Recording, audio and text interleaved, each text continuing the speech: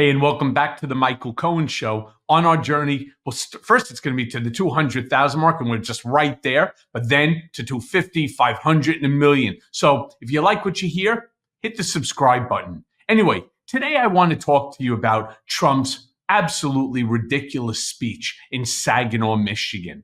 All right, so first, let's look at this clip of the crowd size. Play that clip.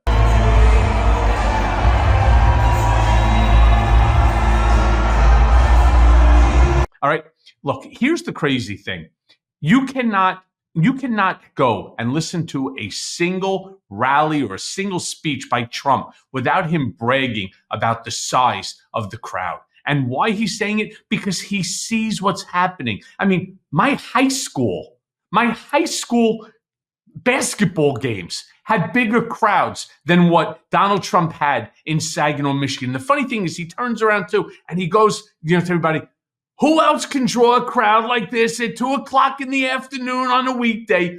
Who? How about Kamala Harris? That's who. Or how about the Wolverines, which is what we were in our high school when we were playing in a championship game? That's who. So what are you babbling about? It makes absolutely no sense at all. It was a shit turnout. All right. Why? Because you have no ground game.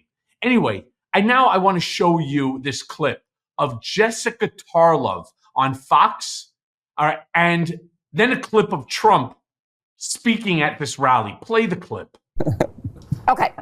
The narrative is that Democrats are obsessed with January 6th. But the reality is that Donald Trump is the one who's obsessed with 2020. Even today, he was on stage in Michigan saying, I won, and I won by an even bigger margin than 2016. Maybe he should be quiet about it, but he can't stop himself, which puts it into the national discourse. It's so true. The guy doesn't stop talking about it. And every time he talks about it, he changes the crowd size. It's very much like the way he used to do it with his net worth. I could possibly be worth $6 billion. In fact, I think it's more like 7 or 8. You know what?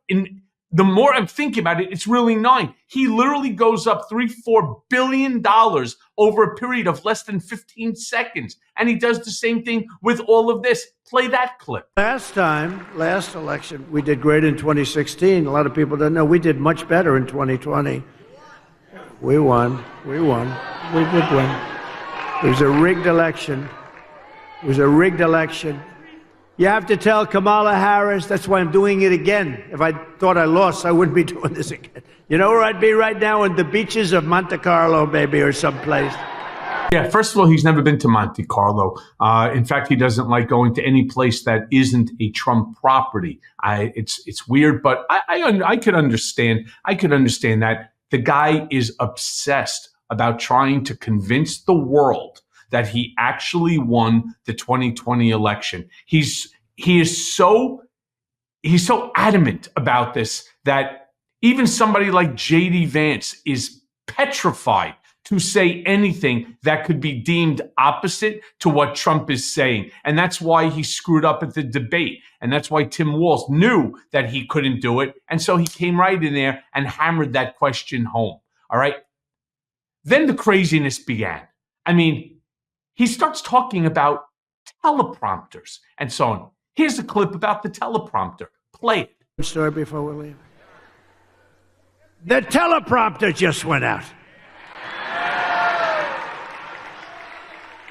Just went out. I'm standing here, and I do most of it without the Isn't it nice to have somebody that doesn't need a teleprompter? Yeah.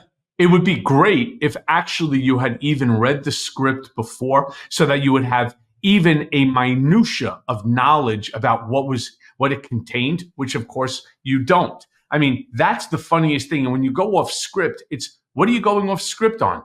Again, electrocution, boats, planes, trains, automobiles. In fact, it would be nice if you even had an iota of knowledge about what was in that script. I mean, that would have been great. Instead, here, you're going to start talking again about windmills and start talking about boats and sharks and electrocution and all forms of nonsense and how you won and that the crowd size and stuff. It's the old routine. There's nothing new here. It's not like you're talking about policy God forbid, something like that on a presidential election, that you should talk about anything other than a concept of a policy. All right. Now he goes ahead. I mean, this whole Saginaw thing was a gigantic fucking mistake. Now he starts talking about overtime. Play that clip. I used to hate to pay overtime. When I was in the private sectors, they say, oh, I don't want overtime. You know, I shouldn't tell you this. I'd go out and get other people and let them work regular time. That's terrible. I'd say, no, get me 10 other guys. I don't want to have time and a half. I don't want to have. But it'll be great. I mean, it'll be those. Yeah, it'll be great. He's talking to people who probably 30 to 40% of their gross take is predicated on overtime. Did you notice the guys in those yellow shirts? They're all union guys. Or, I mean, you think that these folks that are in Saginaw, Michigan are not working overtime or weekends where they get double overtime? And this fucking idiot, talk about not being able to read a crowd. You're not talking to, Lutnick or Schwarzman or Witkoff, people who don't end up working on a hourly. You're not talking to Wall Street guys or developers. You're talking to employees. These guys probably make 40% of their gross pay in overtime. And he's telling them how he used to fuck over his own employees and didn't want to pay them overtime. So he would bring in, others in order just to work. And none of that is true, by the way, either. None of that is true. He just read the room wrong. All right. Then the ass clown starts talking about Jimmy Carter. Remember, it was his birthday, like his 100th birthday or something like that. No, and just while he's talking about Jimmy Carter, I want you to take specific notice how Donald messes up Kamala's name yet again. He calls her like Kamala and then tries to make a joke. Play that clip. Because his administration was considered brilliant compared to what we have now.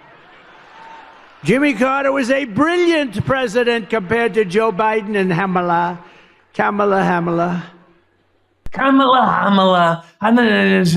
And so on. By the way, Jimmy Carter doesn't endorse Donald Trump. I mean, understandably, but now he's sitting there, he fucks up Kamala, so he realizes he made a mistake. So Kamala. I mean, come on, man.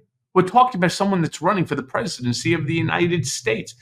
What is this, fourth grade? He then goes on a tangent again. He can't help himself when he loses track because, who needs a teleprompter when you're Donald Trump? You don't need a teleprompter. You just need your finger and your hands and the thumbs up and so on. He goes on a tangent about wind.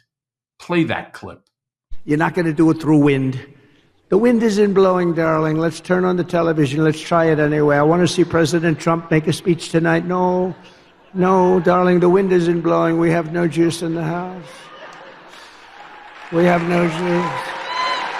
Okay, first and foremost, I don't know which darling he's talking about because Melania's not even living with him. So don't worry about the juice and the electricity and the wind. There's no wind. What the hell is this idiot talking about? Seriously. And then you have these dummies in the background and they're just applauding. It's like applauding a car accident, right? You see this massive wreck and then you stop on the highway and you start to applaud. Yeah, great job. Nice job. Your face smashed through the windshield. Good for you, right? Let's just keep going because that's how stupid he sounds. And the fact that you have all those folks again standing, behind Donald Trump, Teamsters for Trump, really? I didn't see them applauding when he's talking about overtime. In fact, I would love to have been able to poll each and every one of them and ask them exactly how much of their gross pay comes out of overtime and see whether or not they agree with Donald that, overtime, nobody should be paying overtime and so on. Oh, look. I then want to show you, he brings up an AI clip. I mean, the guy has no idea. Legitimately, he has no idea what AI even is. Play that clip. We're going to have, the AI, artificial intelligence. People don't know. It's a big deal. I don't know, good or bad. Who the hell knows? I think it's got some drawbacks. If you want to know the truth, there's some big drawbacks to it, but That's going to be the hot thing. That's going to be really the hot thing. And yeah, oh, good. At least now we know. I mean, that's Trump. At least now we know. That at least he knows that it stands for artificial intelligence, but he has no idea. He has no idea on the capabilities. And yeah, there are drawbacks. I'm not going to disagree. There's drawbacks to everything. No substance, all bluster. And lastly, I want to show you this clip of probably how you guys feel right now watching these clips. Bored out of your fucking gourd. Why? Because again, it's the same regurgitated bullshit over and over and over and over and over. Play that clip. I weigh it. It's true. All right. So I want to do it one more time, and I want to show you the kid off to Trump's over Trump's camera right shoulder. Play that one more time, because that's the same reaction to Trump's stupidity that I have when I'm watching it on television. Play the clip again. I weigh it. It's true. Because that's exactly how we all feel. It's why I'm going to turn around and end this episode by saying what I say each and every time. There is no clearer choice for the presidency come November 5th, and that choice is Harris Walz 2024. Make sure you're registered to vote, vote.org, and make sure that when you get into that ballot booth and you go ahead and you're filling out your ballot, make sure that you're voting for Harris Walz 2024. Hey, everyone. First of all, thanks for watching. I mean, we're going to be posting daily episodes with reactions and talking about politics. We'll be talking about everything, in fact. So please like and subscribe. Join us on this journey.